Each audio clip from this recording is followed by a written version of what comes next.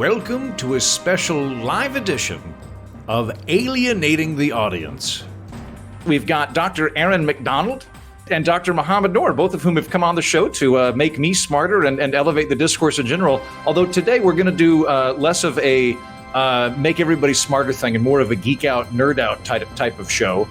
So we'll get into that. Although that being said, though, I think since you last came onto the program, Erin, you've become an official Star Trek consultant, have you not?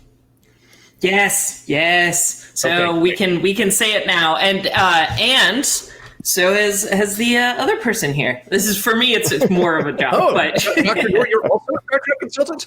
So I've just done some individual consultations. I'm not like sort of on retainer like Erin is, but yeah, I've been helping out a little bit.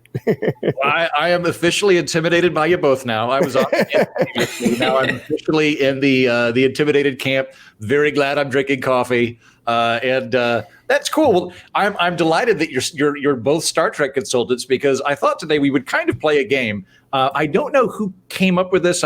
Some other podcast, maybe the Incomparables, came up with it, but I've done this with friends on Friday nights before, where we go through and we just do Starfleet Draft Picks, and we figure out if we were an admiral stocking a ship, and for some reason in this time-space continuum we have access to all of the different series, so you can pick from wherever you want, whenever you want, and put them in. Who would be the ideal crew for you? And for people that are on Twitch, so I'll put this both on the podcast stream and I'll put it on Twitch as it is right now. For people listening to this in the future, we're doing a live show, so there are people via Twitch that are also watching this that can throw out their preferences on who would be a great security officer and ream us for picking Barkley or something. Dr. McDonald and I share the same favorite captain. Doctor? I said Dr. McDonald and I share the same favorite captain. We're going to agree on a lot of stuff, but with fun, in a fun way. So let me clarify some rules then. I'll flip a coin, because just like in a real draft pick scenario, you can't have the same person, right? Oh, so we're not picking together. I thought we were picking as one ship. No. We're each separate commodores of our own Starfleet vessels, and we are drafting these things, and so we're going to go through and pick them, and I'll flip a coin or something like that to see who gets to do it. But if you pick a character, no one else in our troika can pick that character. We've now got to slum it with the next available captain or whatever that thing is. So I'll go ahead and kick it. Since Erin, you jumped in first, I'm gonna start with you, but I'm not going to start with your preferred captain. I'm going to ask you what your preferred vessel is, and what kind of ship you want. This is going to be very cliche, and I know it's going to annoy people because I get this a lot. But I'm going to go with an Intrepid class little science ship like Voyager. So nice. That's warp nacelles, huh? Yep, smaller crew, relatively new-ish, and and it's a little science vessel. I like that the warp nacelles fold up, because it's sort of like if IKEA made a ship. Is there a specific purpose to that? Because it's not like they're encountering wind resistance in space. No, they engage. So yeah, when they engage warp, you see the nacelles like fold out basically, but it does have the ability to enter atmosphere. So I think that has something to do with that. So it could be for wind resistance. If they decide they're going to go buzz other planets and abduct people or something, they could toy around with the streamline capacity. Exactly. Okay. And I'll so at the end of this, I'll ask you to name the vessel. So be thinking about what you want the ship to be called. Okay. And Dr. Noor, I'll kick it to you. What's your preferred model? So do I get to ask what the mission is first? You're going on a 5-year mission to the Beta Quadrant. So you're going to be doing exploration and probably encountering regular bad guys and some sort of delightful villain who we love to hate, who eventually becomes our friend. We don't know who all of that will be yet. But it'll be a 5-year mission that'll be exploratory, scientific, diplomatic, and potentially with military threats. Okay, so the Defiance is probably a little bit too small in that regard, because you probably want like a big crew if you're going that far. Yeah. I guess Defiant class is good though. It is a good. It's very nice. The cloaking device. I mean, the Defiant is kind of like a I don't know, a buck knife or something. It's very compact, very dense, and really good tactically. Like it's basically, didn't Cisco specifically request that the Starfleet made a Defiant class vessel just so we could still kill Borg? Like that was the whole part. The whole idea behind it was I need a revenge class vessel to murder Borg with. To fight in the Dominion War. Yeah. Wow. That's awesome. I mean, design-wise, I really like the NX-01 ship, but again, you probably don't want that if you're going all the way to the Beta Quadrant. I guess I'd just go with, I mean, it's kind of boring, but I guess I'd go with Enterprise E then, since we lost Voyager. Nice, yeah. You know what? No one ever agrees with me on this. I think that Excelsior-class ships are the most elegant vessel Starfleet ever came up with. You guys are already clearly going to survive much better than I will, because I'm thinking in terms of like aesthetics, and you're actually asking questions about the application of the ship. But I'm thinking Excelsior class. Like I really like the Enterprise B. That would be nice. And I realize that the Enterprise B is not as up to date as, say, like a Sovereign class vessel, but it's still way better than my SUV is. Like compared to the vehicle I currently drive, it's fantastic. And then I imagine they could retrofit it with a holodeck and that kind of thing. I guess you could always get the Delta Flyer and go warp 10. Yeah. Okay. Hold on. I'm gonna grab a quarter, and then we're gonna figure out which one of you gets to pick the captain. Hold on. No. That's awesome. Put that one in there. You have to. I mean, you can't not. But you warp 10. You risk future evolving into lizard people. There you go. But if that's my goal, is to eventually, have lizard babies with Captain Janeway, then that's how I want to do it, right? Or to be precise, amphibians. Okay, Dr. Noor, call it heads or tails? Tails. You got tails. Who's your captain? Oh, I'm sorry. That's okay. Dude, we're playing fair. Gotta be Janeway. Okay, nice. I'm sorry. All right. Hold on. So, Noor, why do you should I call you Dr. Noor, or Mohamed? What is Mohamed is fine. Okay, and if I forget any of them, I'll just call you Commodore. That's the right thing we're presumably doing. Why Janeway? I mean, I really like the combination she has of both, decisive leadership while having some compassion in there. She's not a robot. She's not somebody who's just guided purely by impulses, but she's very thoughtful about how to approach things, and she just goes out there and does it. But at the same time, thinks about her people very well. I mean, I really respect her a ton. Yeah, I would feel very comfortable working under Janeway. Totally. I feel like both. I'm probably statistically the least likely to die under Janeway. Like I'm sure somebody's crunched the numbers on this, but in terms of there can't be that many Voyager people that were dying every time because they couldn't restock them the way the Enterprise could. Right. So my guess is that if I'm assuming in this universe, I am probably some kind of underling, like I'm the assistant deputy nacelle scrubber or something. Yeah. So I guess they did get the. Janeway's safe bet for not dying, and I feel like when I inevitably pull pranks on the rest of the crew, she's going to be slightly more empathetic. Like, come into my office, I need to lecture you on why it was a bad thing to trick everybody to going into the holodeck for a week, as opposed to Kirk who can strand me on a moon, or Picard yell at me. Right. If you're not Harry Kim, you'll get demoted, but just temporarily. Erin, so so Janeway would be your pick, but since that's not an available option, who would you choose? This is funny. We're having this conversation. I just noticed Janeway's right behind me, but it's fine.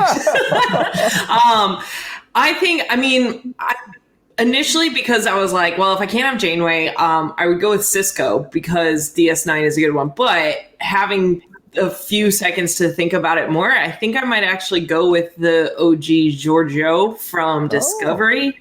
Okay. Because we didn't get to see her very much. We got the mirror version later. But the original Giorgio was pretty cool. I mean, you can't go wrong with like Michelle Yeoh. I'll trust her to run a starship any day. Okay, nice. Very good choice. I thought I was not going to. My top two picks are Kirk and Picard. I'm going old school here. I thought I was going to have to fight you all on one of these things. Oh, we're in really deep. You know what? I'm gonna go with Kirk for this reason. I have revised my opinion of Kirk as a commander. I got into TOS in my 30s. I grew up with TNG and Deep Space Nine, and I knew Kirk through the movies, but largely through portrayals of him on Saturday Night Live and things like that, where he's basically a fat boy in space. And so initially it was like, oh, that drunkard, he's just looking to get laid by green women. But then you watch the series and it's like, no, he's actually a decisive, competent captain. And he's not just like, he is quicker on the draw than, say, Picard is, but he's not just, looking to swing in randomly and that kind of thing. So I think I have a slightly higher chance of dying under Kirk. definitely a better drinking buddy as a captain, and I'll go ahead and go with Kirk. Yeah. I was very close to Cisco there. I'm keeping an eye on the chat a little bit. There's an outstanding question that I can't actually answer here, so I'm just gonna jump in.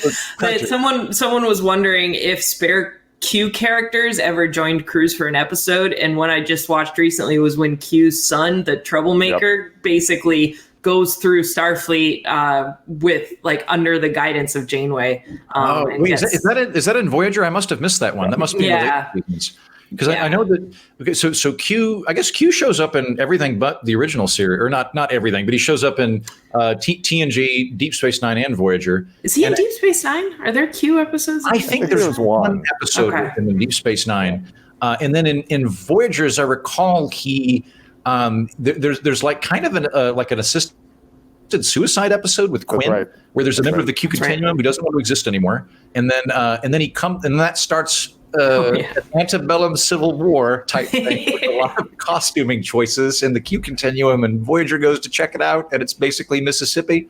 And that's awesome. But then after that, I didn't see any further Q episodes, so he reproduces. Good for him. And his kid goes into Starfleet? Well, he joins Voyager's crew for a little bit and is incredibly difficult and learns lots of life lessons and carries on. Would you say better or worse than the Wesley Crusher arc? Well, it's only one episode. I would say it's a little bit better, just because it's funny to watch Janeway handle Q. I mean, it's not as good as punching him like Cisco, but she handles him pretty well. Okay. Nice. Okay, then, so because Commodore Noor, because you got to kick it off with the captain, I'm going to give it to Erin next time. Who would your first officer be? Ooh. I should have been thinking about this as we were talking. All right. Oh, first officer. Jeez, oh man. I gotta go with Riker. Oh God, or Spock, or I'll trust my instincts. I'll stick with Riker, but I'm panicking. But yeah, so we've got. I think Riker would be a good foil for JoJo. Sure. Yeah, I see that. I've got a weird. The bearded Riker. Yeah, just to clarify. Beards are cool. Riker, like not Picard era Riker, but TNG bearded Riker. Yeah, TNG bearded Riker. Yep. No pizza.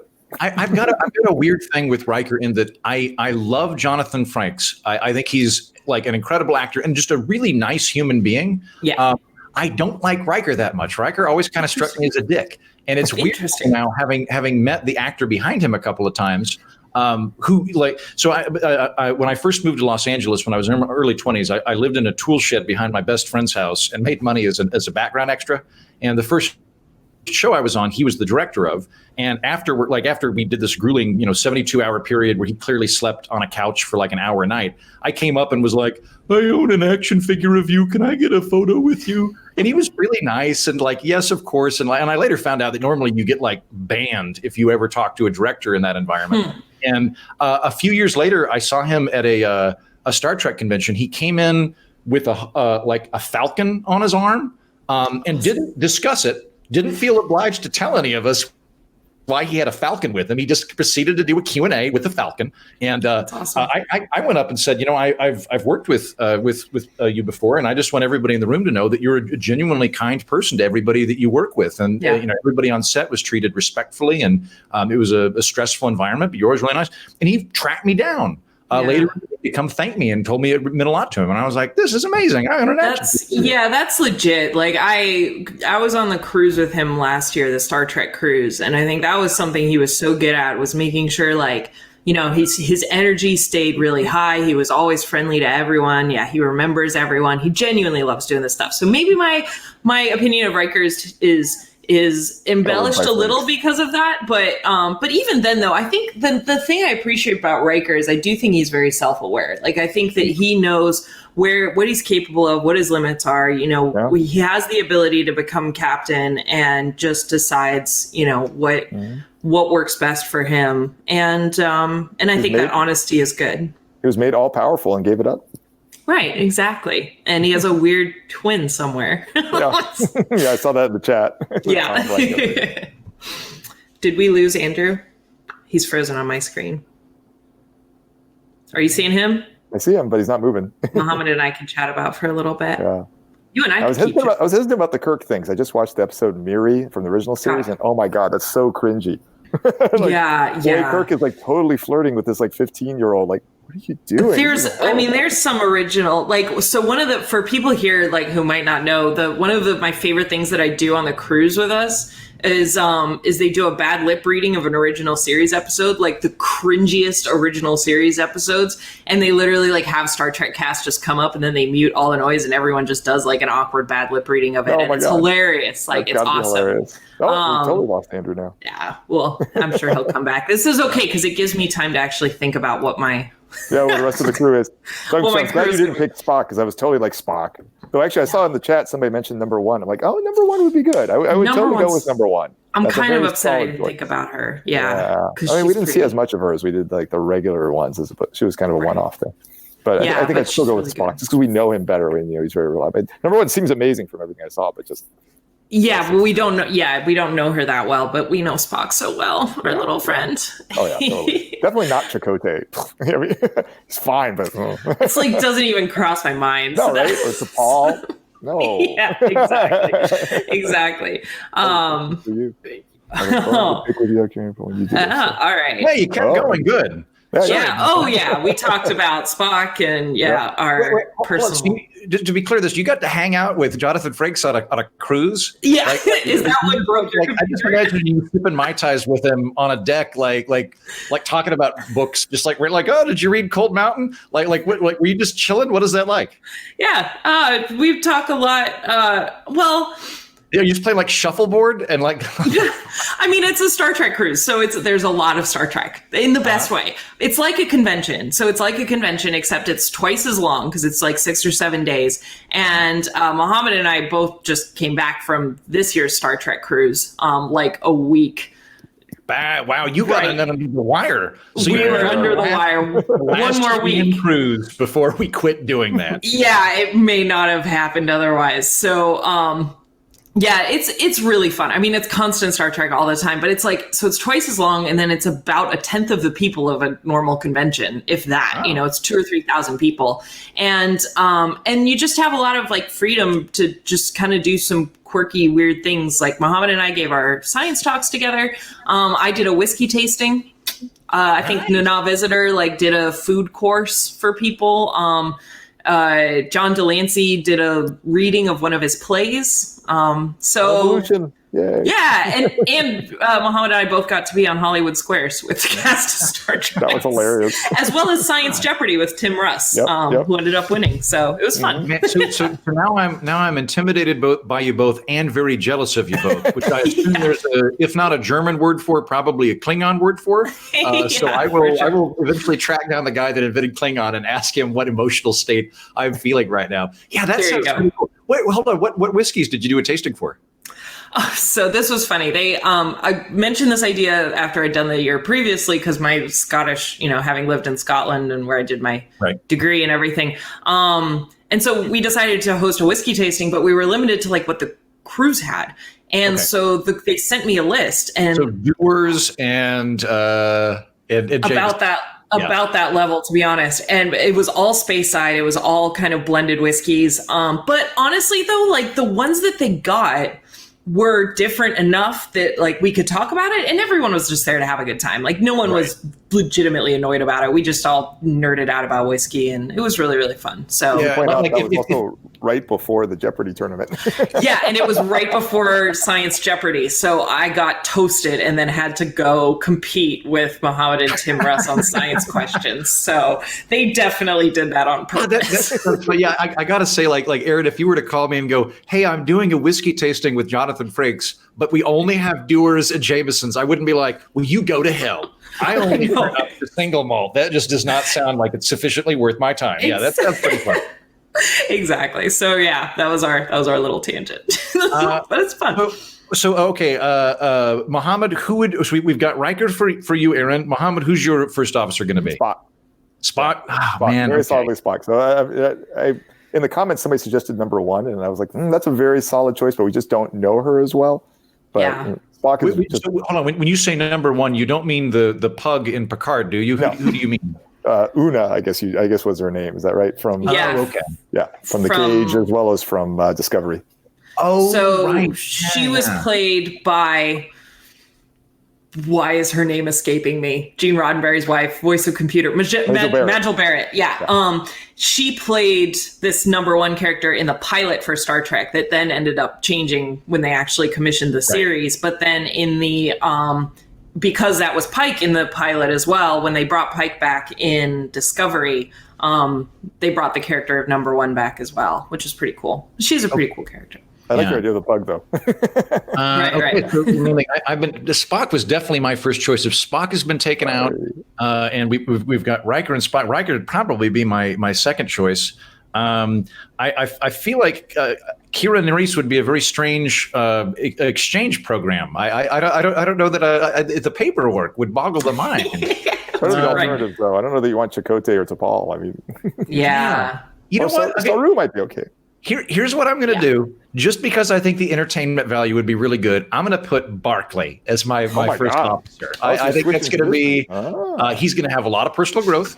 Barclay. To gain some confidence, but I think the interplay between Barclay and Kirk would be hilarious. Oh my God! The first month would be Kirk going, "Grow a spine. What's wrong with you?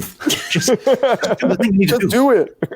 and then Barclay like wilting and going to the holodeck. So I'm going to go with Barclay. Awesome. For a fun show. Respect. All right. Okay then. Then since you already picked Spock, Mohamed, I'm going to kick it back to Erin for your science officer. Oh God. Science officer, but they don't necessarily have to be science officers on the show, right? No, this is just who you're dropping into that position. You're able to make them in that role if you so choose. 7 of 9. Nice. Yeah. That chick knows her astrometrics. So that was her. So she was astrometrics in Voyager. Yeah, she wasn't necessarily like science officer, but they didn't really kind of Harry Kim. Yeah. Because he was operations. And yeah, so when 7 of 9 joined, that's when she started this astrometrics lab. That and then did a lot of the sort of sciencey stuff. And so, for sure. 7 of 9. But just taking it. Standing by it. So, stupid question. Who is the science officer on Star Trek Enterprise D? I don't think they actually have one. Well, there's because I feel like Data kind of fulfilled that role. He was wearing a gold uniform, so he wasn't a science officer. I don't think they actually, for a science vessel, I don't think they actually had a science department head. Because I'm trying to think of who wore the blue, but it was just Crusher, Beverly Crusher, and maybe she often filled in for that sort of thing. Yeah. Okay. Well, I'm hoping that Mohamed doesn't beat me to my pick. But Mohamed, you've already got Spock. But who do you want to have as the science officer on top of all that? Dax. Ah, man. Sorry, that was an easy one. Okay, that was definitely my pick. Good call. Jadzia is awesome. She's one of my favorite characters. She's a badass. She's fun. She's confident. She's really smart. An absolute treasure to any crew. Okay. Her being knocked out. Oh man, who should I pick then if she's been plucked? Let's see. You know what? I'm gonna requisition Data. I think he could easily become a science officer. He fulfills that role all the time, so I'm going to grab him. Although Jadzia Dax is my first pick. Okay, medical. Back to you, Mohamed. Who do you pick for your doctor? I'm going to go out on a limb and pick somebody kind of unusual. I'm going to go with Phlox. Phlox, okay, nice. Bringing in some Enterprise. Yeah, I mean, especially as a biologist, I love his complete embrace of all these random animals that he keeps around and things like that. So I think I'm biased because of that. He's got a good smile. He's got a good CGI smile. There you go. And I think I'll say, so far your ship is the most species diverse. You've got half Vulcan, a Trill, and I can't remember what Phlox is, but so far you definitely got a really a good range of things. Yeah. Erin, how about you? So again, just because I'm predispositioned to Voyager, my brain went there initially, and I love the Doctor, but I think I'm gonna have to go with Bashir. Oh, okay, nice. Yeah. Because I think Julian, he has one of the most interesting his story arc is one of my favorite to follow, not even just from his story, but just the character development, because he annoyed me so much in the first beginning of DS9. But I think it's they didn't necessarily know who he was. They needed a medical officer, and they're like, oh, well, we'll take this, plucky young kid, and he's got a crush on Jadzia. And, but the way they evolved his character, I think, was really good. And even with Ezri coming on in the last season, they still managed to have chemistry. It didn't feel super forced or anything, which was nice. And then enhanced bonus. And he was genetically enhanced. And that story too was really cool. And you can't give up the bromance of him and O'Brien. Yeah, Miles O'Brien. So I have a guess as to who you're going to pick for if not engineering, for transport chief. Someone doesn't take it first. No, I with you. I can't remember. I haven't watched the first couple of seasons of Deep Space Nine in 15 years, because if I ever go back and watch Deep Space Nine, I rarely start before the Klingon War. I feel like that's when the series really just gets good. And by that time, they've pretty well established, Bashir's dichotomy or dynamic with everybody. Is he just like hotshot, overly cocky at the beginning of the series? Why is he irritating? Yes. Yeah, that. And I think there's just not much depth to the character. We don't really know why we're supposed to like him. And his thing with Jadzia is awkward at the beginning. It's cringy and super uncomfortable. Like pre-Me Too cringy, or just socially awkward cringy? Yeah. All of the above. I think it's certainly written intentionally to be that, but I think because they hadn't fleshed out the character and that motivation, even for the actor, that it's hard to find that space and not make it super uncomfortable. Mm-hmm. Yeah, exactly. It was all of the above. I'm tempted to go with the Doctor because I would love to see the interplay from Voyager. Oh my God, with Kirk. Oh my God. Oh my God. Data. I think it would almost be fun for me at this point to really just double down on an entire synthetic ship. I was about to say you're going in that direction. Yeah, I could do that, and then because at one point, Data has a daughter, he has Lal. We can bring her back in this time space continuum, right? But I'm going to avoid it. I got to go with Bones. Bones is really, really. He's become my favorite character in TOS. I love Kirk, I love Spock, but I think Kirk represents this kind of confident id of just we're going to do this thing, right? And then Spock is the sort of the logical character. I think Bones is this very empathetic character. He has a lot of ethos to him and pathos to him, where he's the one that actually cares about people and is manifesting it regularly, and then very emotional.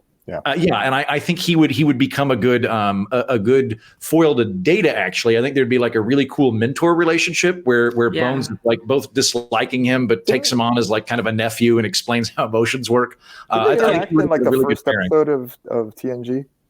Yeah, that's right. Yeah, because he comes on as 405 years old. They did a great job with. If you notice, whenever Bones gets old in any of the series, he hyper accelerates as a Southerner.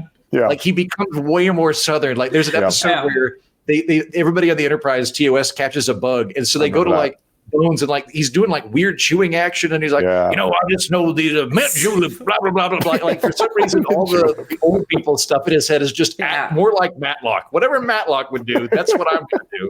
Yeah, and he definitely does that when he becomes, Rear Admiral McCoy or whatever. Yeah, and I love his interplay with Spock and how they, because it's an I don't hate Star Trek Beyond in the Kelvin timeline, and I think one of the things that I really like about it is that it does just feel like an original series episode with really good graphics budget. But they really nail the Spock McCoy relationship in that. They really nail that. I think that it had that same vibe that I've always loved for it.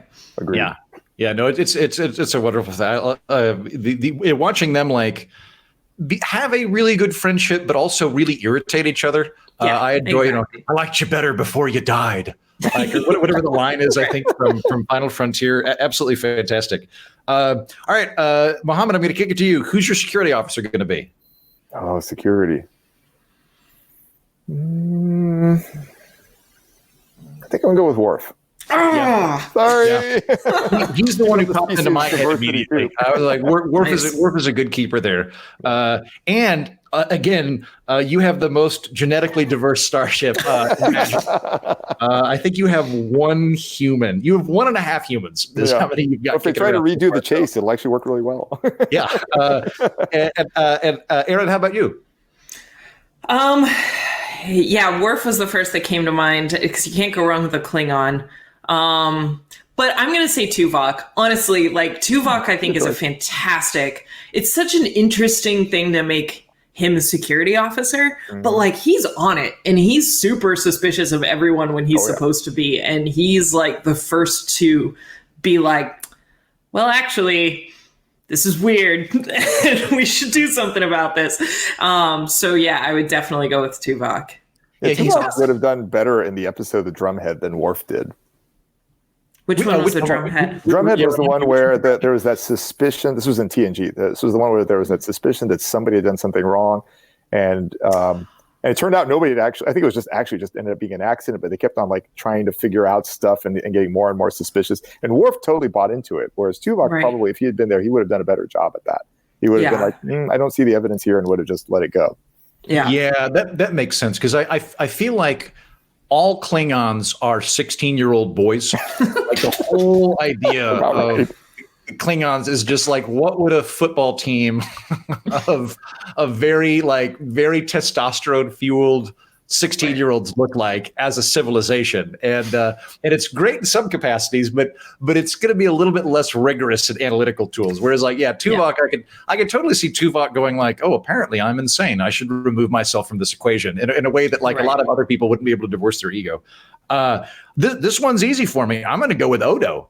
I think Odo's a fantastic security officer. Very good choice. I love Odo because, one, it's cool to have a changeling, right? Even though he can't modify his face terribly well, he can still stretch his arms and do all sorts of cool things. But I feel like Odo is like a very, very emphatically lawful neutral character. He is he's like who's the character in Les Mis that is like chasing the protagonist because he stole a loaf of bread and is just obsessed with getting this guy to justice because the law must be upheld? Yeah. I can't remember that character's name, although I can sing him pretty well when I'm drunk at Marie's Crisis in New York, which is a show tunes bar. He's a baritone, so I can pull it off. But I feel like he has that I'm in this to maintain justice and order. So I find it fascinating that Odo goes from two very different regimes. He goes from the effectively like a Nazi regime where he's the local sheriff to now Israel owns the station and he's still the local sheriff because he cares about parking meters. No one's going to violate parking while Odo's in charge. So I think he'd be fun. Okay. Then similar to tactical, similar to security, Erin, who are you going to go with tactical? Who's going to fire the torpedoes? Tactical officer. I think they might be used interchangeably. Isn't Worf technically, is he tactical or is he security in TNG? I think he's explicitly. Or maybe it's both. I'm not sure. Tactical, yeah, I think that might be. She just took over from Yar after Yar died. Starts out security, right? She is just flat out security. Yeah. I think Worf took her place doing security after she died. Right. I think you're right about that. Yeah. Yeah, because it came up in the finale episode. Because remember, at one point, Picard said something to Worf, and Yar was like, "What the heck?" And he's like, "Oh yeah, that's right, you." Yeah. No. Okay. I'm gonna finally promote Harry Kim. Okay. All right. Yeah, because is he navigator? What is he exactly? I can't remember. He's operations. Okay. But ensign operations. He basically, in terms of how he gets involved, is saying, "Captain, we're getting someone hailing me or hailing us," and "Captain, there's something weird on the screen." Is pretty much what he does. Great. Okay, so he's effectively the intern. That's he's the intern on the bridge, or like because like science fiction always has like the weirdly redundant thing. Like I think they do a better job in later series of explaining what a communications officer does. Like at the beginning of Enterprise, they bring on a communications officer and they're like, we're meeting all these crazy weird species. We need a linguist who can rapidly do this and understand. Like makes total sense. You'd absolutely need that. Whereas in the original series, Uhura, who's a great character, nonetheless, they're kind of, so she's like a secretary. Like she's kind of like answering phones. They don't really flush out like why you would need an officer to be doing that particular thing. Okay, Harry Kim security. Mohamed, how about you? I'm struggling. I'm sorry, tactical. Yeah, I'm struggling with this one a little bit. I mean, a lot of them are good. I was trying to think of somebody like, is there some reason to put somebody way over the top? Like, why would Chekhov be above? I don't know, who's the Enterprise one? Would that be Travis? Or not Travis? No, it'd be what's his name? The British guy. The British guy. Yeah, Malcolm Reed. Yeah, Malcolm. Okay, and they're all kind of. I mean, they're all. It's hard to put one above the other. So I was trying to think of somebody just from a different division to put them up there. Yeah, I'm gonna go with Nog. Oh, nice. Okay, something different. Excellent. Awesome. Nog was my backup for another position. Is that right? Okay. I'm going to go with I've forgot Rio from Picard. I think he would be a good. I realize that he actually has an. You know what? Screw that. I'm going to take the emergency tactical program from Rio's ship in Picard. I'm going to go with the ETP. Awesome. And do that because I think he'd be fun. I guess we did that for Captain had the emergency command hologram from Voyager. Right. Eventually, they're just going to have like the hologram ship. Yep. That's awesome. Okay, engineer. How about you, Erin? I have a guess. O'Brien. Yeah. Still available. Yes. Okay. All right. Yeah, we got to bring the bromance back together. Nice. Yeah, I feel like they could like do Colin Meaney, and I can't remember what the name of the actor who plays Bashir is, but I feel like they could do like a Who's on First sketch. Like they could reprise old vaudeville routines if they wanted to at conventions and that kind of thing.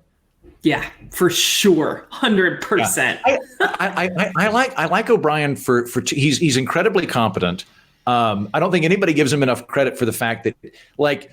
If you've ever had difficulty trying to get a program designed for a Mac to work on a PC or vice versa, imagine an alien civilization building a space station, having another alien civilization take over that space station. Yeah. And then we're running from effectively the navy of a third civilization, and you have to make all of the little parts that don't link up. Exactly. You've got a USB cord and they've got some kind of weird Bosnian 3-pronged thing, and you've got to figure out how to put that together. Like, hats off to him that nobody flew out an airlock on his watch.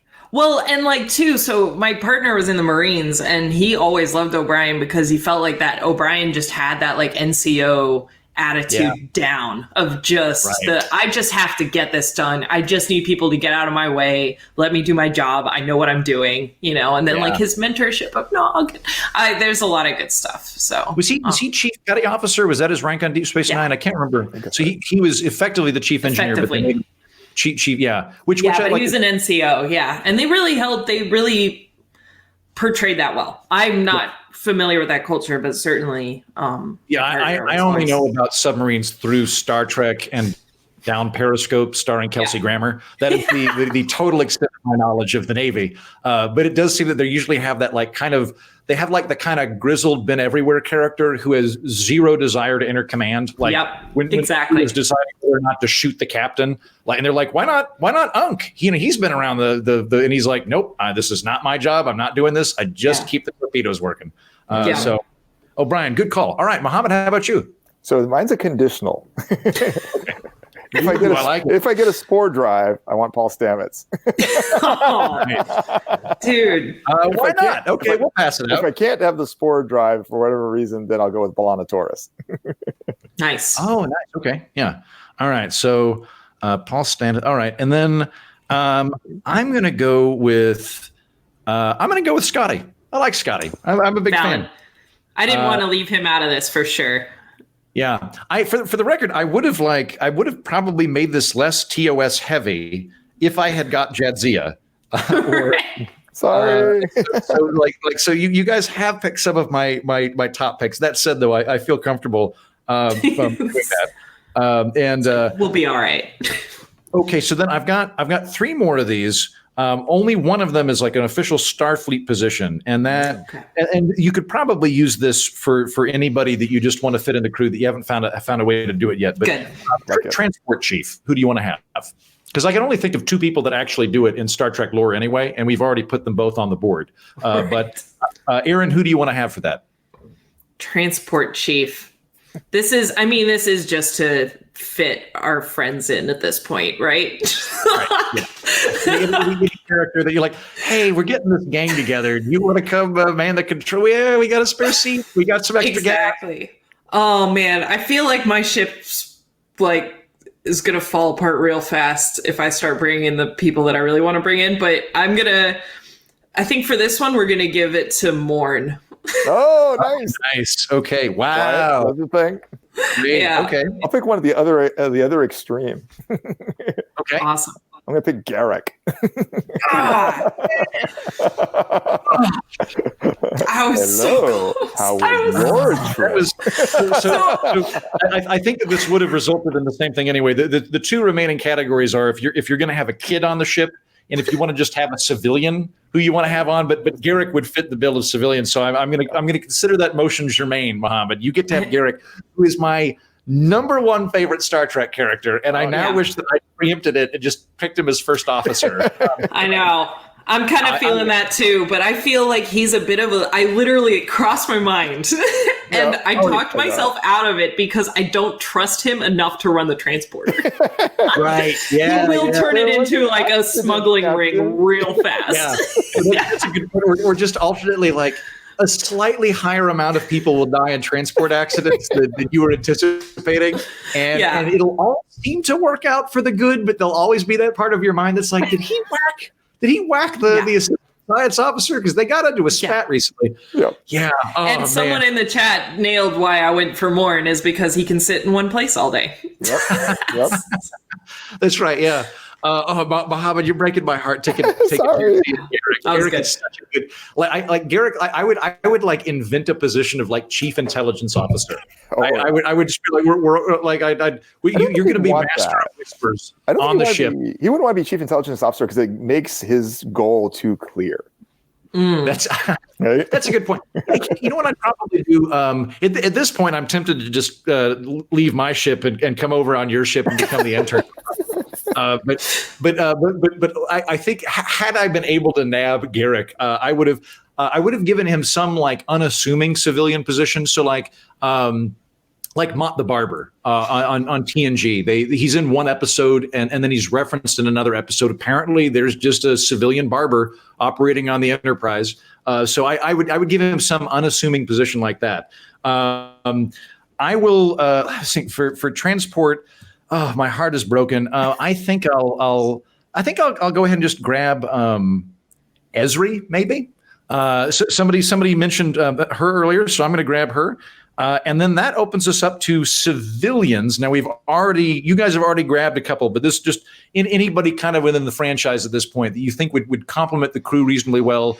I don't want to preempt the question, but civilian positions on the ship. Erin, who would you grab? There's so many good people at this point. Someone also asked in the chat if Garrick is chaotic good, and I'm going to have to say definitely chaotic, probably neutral at this point. That's what I was thinking too. I saw that chat too. I think he starts out chaotic neutral. I think he does become chaotic good, or at least the needle moves by the end of the series. But man, he is fair. So chaotic neutral when he's chaotic neutral.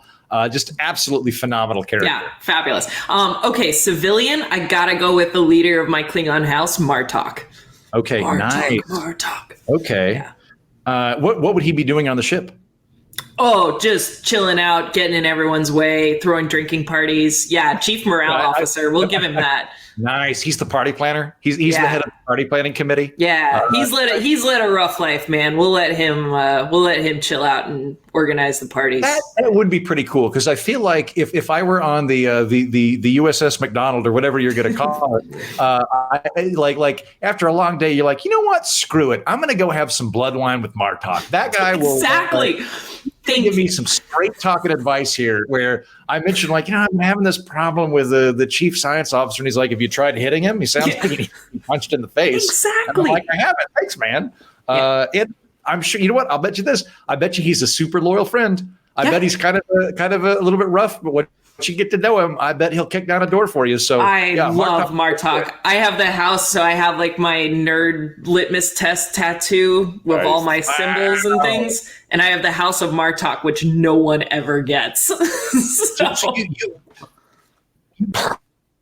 permanent in for the rest of your life. It's just etched there right on your arm. I'm very impressed. House of Martok all the way. So if you ever run into the actor who plays him, are you just going to like discreetly show a little bit of wrist to show that you've got the Martok symbol? Oh yeah, no, I've come across. I don't think we've ever sat and had a beer. I hope that I'm putting that into the universe to maybe happen one day. But yeah, I do. There's like a few kind of random people that I come across at these conventions, and I do like ho ho ho ho. So he's one of them. Like the kind of guy, I can't remember the name of the actor who plays Martok. But he's a great actor. They bring him into Deep Space Nine multiple times because they clearly enjoy him so much that he comes on as a one episode estranged changeling. He comes on as Martok. I think he's in TNG as a Cardassian at one point because I think he's actually in TNG. And then doesn't he come back in Enterprise as an Andorian? I'm not no, sure. you're thinking. I think you're. Oh, I'm thinking of the other Williams. Yeah, you are. Jeffrey Combs. Who is the other person that I fangirl over? Yeah, Jeffrey. This is the only time I'm going to do this, but since you already took Garrick, I'm going to jump ahead and I'm going to grab Wei-Yun. I think Wei-Yun would be. First of all, I can't think of a better tennis partner than Wei-Yun. I feel like he would be really good, and I feel like Wei-Yun would make a pretty good. He's so upbeat and so chipper. I feel like bartender or chef. I don't know. In any event, I feel like he would be a good That's boost. amazing. If I can't get Garrick, I think Wei-Yun. Okay, Mohamed, how about you? I love somebody in the chat wrote Brunt FCA. I know, Brunt. I wouldn't pick him, but that's hilarious. Yeah, that's the Ferengi that Jeffrey Combs plays, and is also awesome. Right, I forgot about that. Yeah, Brunt. I have to go with kind of an obvious one because she'd just be helpful for the ship as a whole. This is Guinan. Yeah, Guinan, yeah. Easy no, absolutely. I mean, you've got like 400 years of experience there or something to that effect. Yeah. And she's slated to be in Picard, is she not? That's right, next season. Yeah. And yet another new species. We got an Elorian now, too. That's right. Your running count is you've got Janeway and half of Spock and otherwise, and Paul Stannis. But otherwise, everybody else is non-human. It would, at the very least, the amount of like really fun ethnic festivals that would be going on your ship constantly would be great. It'd be like, hey, it's did you know it's Cardassian Super Moon Day? I didn't know, but apparently we get to break lanterns, and then after that we're going to go get some flan, which apparently Vulcans make. So that would definitely a fun one. So this isn't necessarily the best one, but I'll do two more. How about this? We'll say if you had to have a kid on the ship, because they sometimes pop in on the program, or if you got to have a designated ship pet, who you would have on the ship, who you would pick for that. So Erin, any kids stick out to you? Oh, kid or pet. Mm-hmm. Or pet. Well, I'm going with both. We're going to do pet in a second. We'll finish up on pet. Okay. I feel like that's a good coup de grace for the special. Okay, but good for right now. Well, Nog already has a job, right? He would have been my first pick. He's the most palatable child. I would go with. Yeah, exactly. I think I would go with Jake Sisko. Yeah. Okay. Good choice. Yeah. And how about you, Mohamed? I mean, besides Wesley, I can only think of one other kid. Right. Yeah. It's like, is there anybody besides Naomi Wildman? Yeah, I was about to say Naomi Wildman, and she seems cool. She seems like she's harmless. I think I would get Super Picard with Wesley Crusher real quick, where I would just be like, oh my God, I'm running a starship. Get out here. Stop my car. Things for you to do. Actually, I changed it. What was the name of her? The Riker Troy kid in Picard. Oh, she's cool. Yeah, I agree. Yeah, actually, I'd pick her. Naomi was fine, but I think I'd pick her. Yeah, no. She would be. I would actually enjoy like being captain, coming up with stuff for her because I feel like she would be getting. I feel like Wesley Molly Crusher O'Brien. Somebody said that. Yeah. And she's half Betazoid, so you're on a good track here. There you go. 1/4. Oh, okay. One quarter, yeah. So Troy, the Troy Riker kid, really, that's a really good call. Excellent call. Yeah, I feel like Wesley Crusher would just be constantly trying to impress you to the point where you would just kind of like, go. Yeah. When does the Traveler get here to take you out of my hair? I'm trying to think if there's any like super weird kids in like in the original series, not necessarily like Children of the Crew, but like there's Charlie X, but if you're saying not like Children of the Corn, then I maybe I'll go with Lol. I'll give Data his daughter. We'll bring her back, and then I'll get so I'll have that. Okay, so final one, official pet. Who are you going to pick, Erin? Oh, Porthos. The dog, the beagle. Which one's Porthos? The beagle from Enterprise. Right. Yeah, okay. Nice. Good call. Sorry, Mohamed. Okay. I've got one that would be useful in a different way. Okay, I'm sure. I have no doubt you do. even in the world of Star Trek, dogs are still at the top in terms of pets you want. Mohamed, how about you? The SETI eel thing, the thing that goes in the ear from Wrath of God.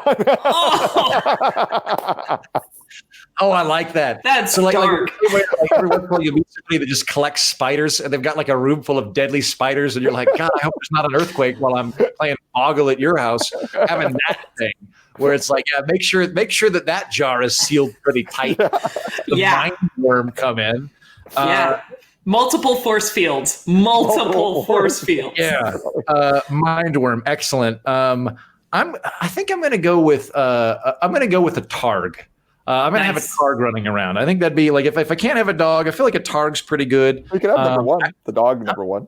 Which that's right. I could go with a pit bull. I wonder if there's like there's the it's not a pet though. There's the silicon based. Like I want to have something really weird, basically. Oh, Horda.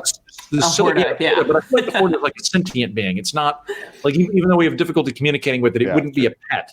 And also probably a very poor environment for it to live on, given that it enjoys burrowing and eating rock and that kind of thing. So and it might get the bat from Enterprise. And what'd you say? You get the bat from Enterprise. They have a bat? Yeah, the doctor had a bat there on the sick bay, like Erin's face. Okay. Yeah. No, I'll go with Targ. I feel good about Targ. Okay, so final question on this, Dr. Mohamed. What do you name your vessel? Oh, I hadn't even thought about that. I'm gonna pick a very. I've got one. If you guys need to buy some time. I've got a tough one. There's a species of fruit fly that I actually do my research on. It's called Drosophila pseudo-obscura. So I'm going to take that latter half there, the pseudo-obscura, with a PSEU. Okay, nice. I was going to say, because if you pick the whole name of that species for your show, it's going to take the entire circle there to write it out. Whoever has to do the paperwork at the dock whenever it comes in is going to hate you. They'll be like, oh, why did he pick this weird Latin for? So it's pseudo-obscura, was that it? Pseudo-obscura, PSEUDO, and then OBSCURA. I like that, the USS Pseudo-Obscura, and I feel like that just the name implies that it will someday get a cloaking device that somehow will end up having an not a very good one carved out in the treaty with the Romulans and be allowed to do that. All right, cool. The USS, and then Erin, how about you? All right, so I put a lot of thought into this. I have put a lot of thought into this because initially I wanted to do something personal for me, which would be like, and because Glasgow and science, that would be the Kelvin, but we already have the Kelvin, so I can't do the Kelvin. But then trying to think about some of my other favorite sci-fi ships that we're in the Star Trek universe. I can just steal. So I'm going to take the Normandy from Mass Effect. So my ship is the Normandy. You just have the USS Galactica. Yeah, right. And if there was any type of trouble, you could just be like, fine, it's the Normandy B. Yeah, exactly. You could do that. I'm going to go with the USS Borlaug. That's going to be my thing. Norman Borlaug, I believe, an underwritten hero of the 20th century who might well be responsible for saving the lives of 1 billion plus people. using science. So for anybody listening that's unfamiliar with Borlaug, there were all sorts of dire predictions of overpopulation and famine wiping out huge swaths of humanity. Borlaug developed a really, really productive strain of wheat that was adopted in India. And as a result, India is now a net producer of food as opposed to a net consumer of food. That's awesome. So I feel like the runner-up I would have for that would be what